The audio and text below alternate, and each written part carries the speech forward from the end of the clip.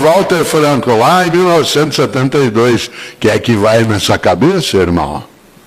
Mas esse mesmo Walter Franco, mais tarde, em 1978, lançou, né, um disco, e nesse disco, na época disco de vinil, era um álbum, né, um long play, ele colocou uma música que vale muito, que é uma música que trabalha com uma noção muito bonita, que é Coração Quieto, que tem uma das frases mais belas da música brasileira e que você conhece. Você lembra da ideia dele, né, do Walter Franco, porque essa frase é repetida, e ela serve para mim, serve para você, serve para que a gente conduza, né, nosso caminho, nossa trajetória, né, nessa direção, nessa percepção, quando ele diz tudo é questão de manter a mente quieta, a espinha ereta e o coração tranquilo. Tudo é apenas questão de manter a mente quieta, a espinha ereta e o coração tranquilo. Mente quieta não é mente parada, inclusive porque a água parada fede. Mente quieta é aquela mente que não está perturbada. Perturbada pelo quê? Pelo que não deveria ter feito, ou pelo que deixou de fazer e deveria tê-la. Uma mente quieta é aquela mente que tem um sossego. E você e eu conseguimos isso algumas vezes, outras não. Uma das coisas mais curiosas é que quando a gente vai ser apresentado, né, num lugar, quando vai fazer uma palestra, quando tem algum evento, as pessoas leem da gente o currículo vitae. Isto é, teu curso de vida. E o currículo vitae, a gente registra só os nossos sucessos. E isso não existe, porque nenhum e nenhum de nós tem apenas sucesso naquilo que faz. Nós temos deslizes, imperfeições, nós temos escorregões naquilo que fazemos. Aliás, uma parte do mérito vem quando você é capaz de, face ao desencontro, face à dificuldade, não desiste.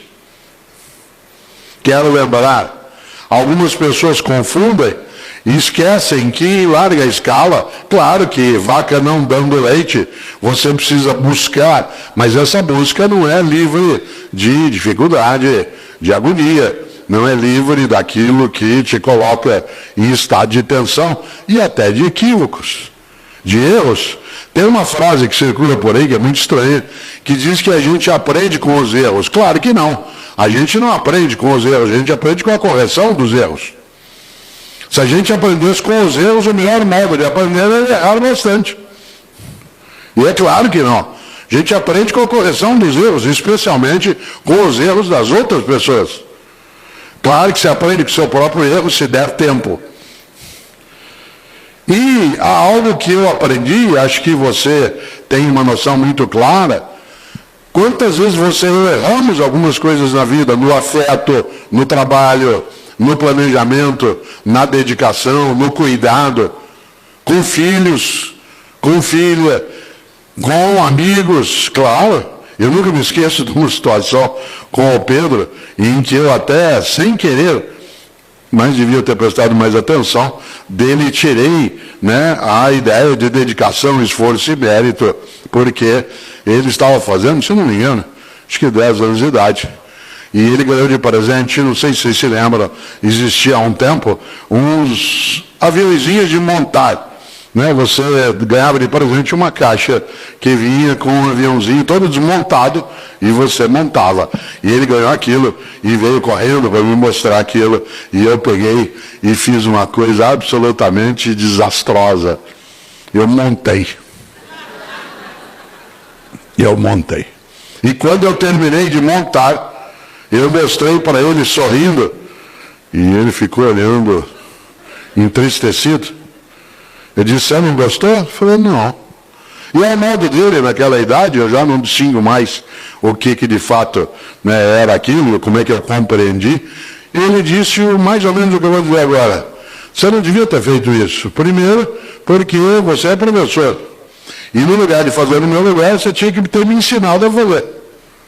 Porque ao fazer no meu lugar, agora vai acontecer o seguinte, quando eu precisar fazer de novo, eu vou ter que depender de você. Segunda coisa, ele disse, você tirou o meu prazer de montar. E eu queria ter feito. Você já imaginou que gostoso eu queria ter feito?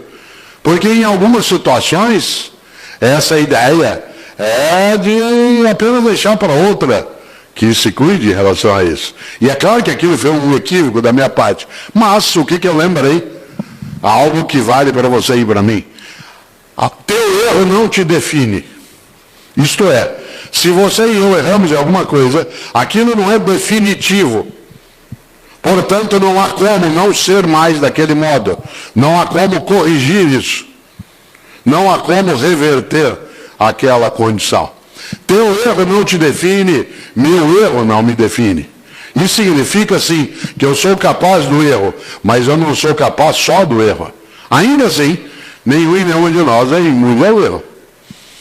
E aí o currículo vitae, isto é, teu currículo de vida, ele é um pouco fantasioso. Um dos maiores pensadores da nossa história, Machado de Assis, nascido no Rio de Janeiro e aqui falecido, escreveu um dia algo que toda vez que alguém me elogia em excesso, eu me lembro do Machado de Assis quando ele afirmava, está morto, podemos elogiá-lo à vontade. Está morto, podemos elogiá-lo à vontade, significa que, então, eu não tenho mais como errar. Sou cadáver. Quero lembrar algo que acho que você sabe. Só o cadáver é perfeito. Porque a palavra perfeito em latim significa feito por inteiro, feito por completo, terminado. Parênteses, há pessoas que você vai entrevistá-la, né, numa atividade de emprego ou de admissão, de nomeação. Diga para mim algum defeito teu. Eu sou perfeccionista. Desde quando querer as coisas certas é um defeito? É que a pessoa, ao dizer isso, está querendo dizer que ela não tem defeito nenhum. E, portanto, é uma forma de arrogância. E é interessante porque eu fui secretário de Educação na cidade de São Paulo e, vez ou outra, eu tinha que nomear algum assessor, alguma pessoa que, além da formação, né, da organização, tinha eu que examinar dela o currículo. E eu pedia para a pessoa, além de me mandar um currículo vitae, para ela me mandar também um currículo mortis. Isto é, o que ela fez e deu errado. Porque você não conhece alguém só pelo que ela fez e deu certo. Nenhum e nenhum de nós é desse modo. Para você saber de alguém, você tem que saber também o que ela fez de errado e não desistiu. Não existe fracasso no erro. O fracasso está na desistência.